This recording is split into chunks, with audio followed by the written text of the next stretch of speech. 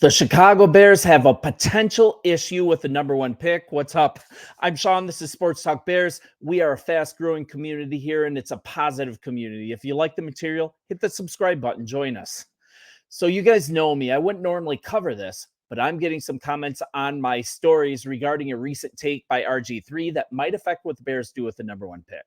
It's actually putting new fuel on a previous rumor that Caleb Williams, if he's drafted number one by the Chicago Bears, he should and he might refuse to sign with the franchise. This is coming from ESPN analyst and former NFL quarterback Robert Griffin III. He said on Monday that presumed top pick Caleb Williams should, and I quote, demand the Chicago Bears do not draft him number one overall. And I'm going to go to the story on CBSSports.com. I always want to give credit. You guys check out this material. You will enjoy it. So on top of that, and it feels like piling onto this, Hall of Famer Deion Sanders, he also spoke up about how the Chicago weather, that's the reason Caleb should not be drafted by the Bears and that the Bears should look elsewhere, draft someone else.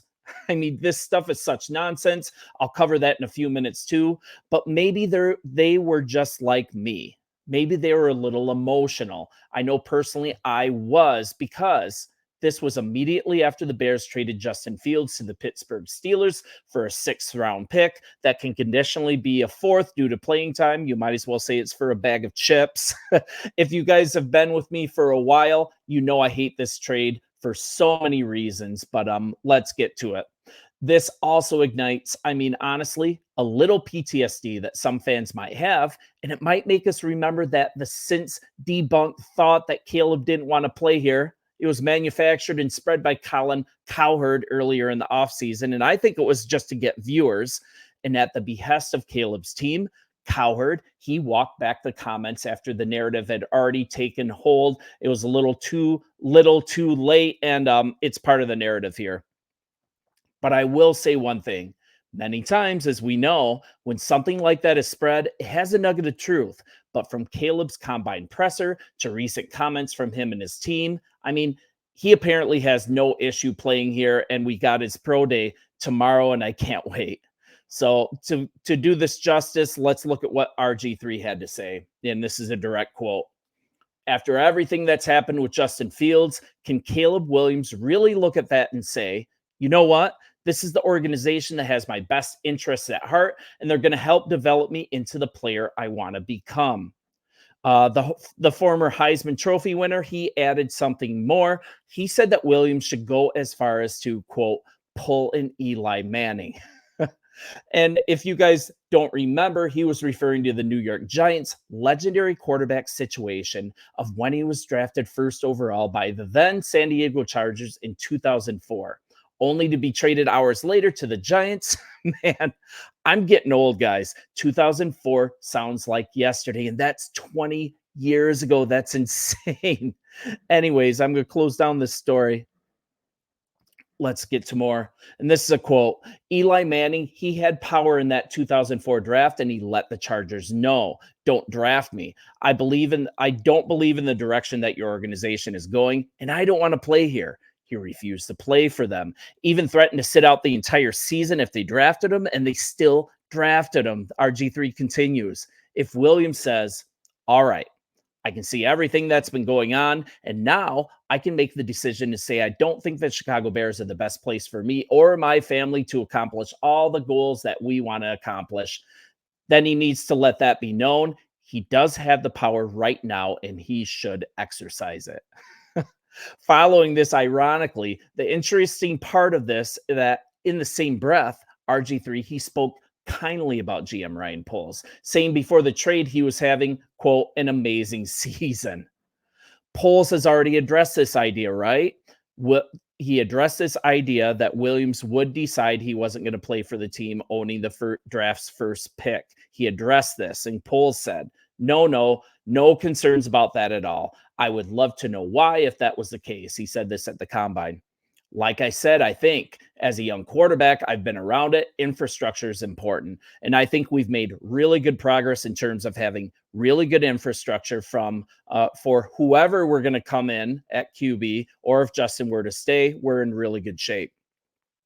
And then for more irony, RG3 then he blew his very own argument out of the water. He pointed out what the Bears had done recently to improve the offense, right? He talked about this. We signed DeAndre Smith. We traded Swift, excuse me. We traded for Keenan Allen. And that's added to DJ Moore and Cole Kmet. And RG3 didn't even mention that we now have a starting center, multiple offensive line signings that can play all over the line, every single position, a new pass catching tight end in Gerald Everett. And that'll now allow our offensive coordinator, Shane Waldron, he can properly run this offense. You guys know he likes to add the element of two tight end sets. He's gone to great strides. He's been catering to this offense. And we're actually in a place that the Chicago Bears, we are now one of the most attractive destinations that a rookie quarterback could desire, especially out of the top three teams. 2 Pro Bowl receivers, multiple pass catching tight ends, a now deep offensive line, a top offensive coaching staff, the number 1 and the number 9 pick in the upcoming draft. We still have work to do. We still have free agent money left to spend. And to top it off, we got a top 5 defense. I believe that's true. And that won't make the new quarterback have to play hero ball as he develops. I mean, I'm not sure what else you want as far as a quarterback joining a new team after being drafted. Not to mention as well, it is true that this franchise didn't provide what Justin Fields needed to succeed. Like, I'll fully admit that. They did do him a huge disservice. But for whatever reason, he never fully developed here. And I want him to have that chance to perform with this offense that's starting to look complete. I wanted to see that, but I'm not going to. The disservice to Justin Fields, it had nothing to do with this current regime either. It can be laid at the feet of Ryan Pace and Matt Nagy. It can be laid at the feet of the McCaskies for not relenting control of the franchise, the men who actually knew football, always meddling from the outside. That nonsense is over. We have a strong team president in Kevin Warren, who's given carte blanche to our GM Ryan Poles to do what he thinks needs to be done. And the McCaskies, their fingers are out of it. What just happened, what Poles just did, it should actually make Caleb want to come to Chicago. I think RG3 is completely wrong. And you can argue about the intelligence of the move in a vacuum. I'd like to know what they were, but it's coming out now that up to 5 offers came for Justin. And Poles, he sent him to Pittsburgh, not because it was the best deal. There were apparently better offers. I'd like to see what they were, but there were other deals rumored to be on the table that were more advantageous for Chicago. But Poles, he sent him to the Steelers because that's where Justin wanted to go. It was also where he would have the best chance to start and rebound his career. He did the right thing by him, right? That's a rare thing. Who wouldn't want to join us from that angle as well? Here's what Coach Prime had to say. And oh man, let me tell you something that I have a big problem with. This is Sanders talking on Sirius XM on Mad Dogs Radio this week. And this is via PFT. And this kid can flat out play, but I think he's the best one on the board this year for sure. A kid that's coming from California for the last couple of years, right? And went to Oklahoma. That's not terribly cold either. Chicago's cold, man. I agree with that, Dion. You got to think about that kind of stuff when you're taking a young man like C. When you take a guy from Ohio State and you bring him to Chicago, okay, I can understand that. But from Cali to Chicago, not only that, they added what? 1 or 2 more games in the NFL, 17 games. Come on, man. You got to factor in that stuff. That stuff matters. He's suggesting throughout that interview that Chicago should pass up drafting Caleb Williams simply because it gets cold in the wintertime. What Dion's not mentioning, Williams, he was born in Washington, D.C. He went to Gonzaga College High School. That has cold weather in the winter. It gets frigid. While high school football season lasts until late November, early December. I mean, based on how far a team goes in the playoffs, his teams went far. Williams is accustomed to the elements. Playing in Chicago, it's not going to be a problem. And also, we have the defense necessary to help carry the load as well if needed. Playing in Norman, Oklahoma, and Los Angeles, California, that apparently has made Williams a warm weather quarterback.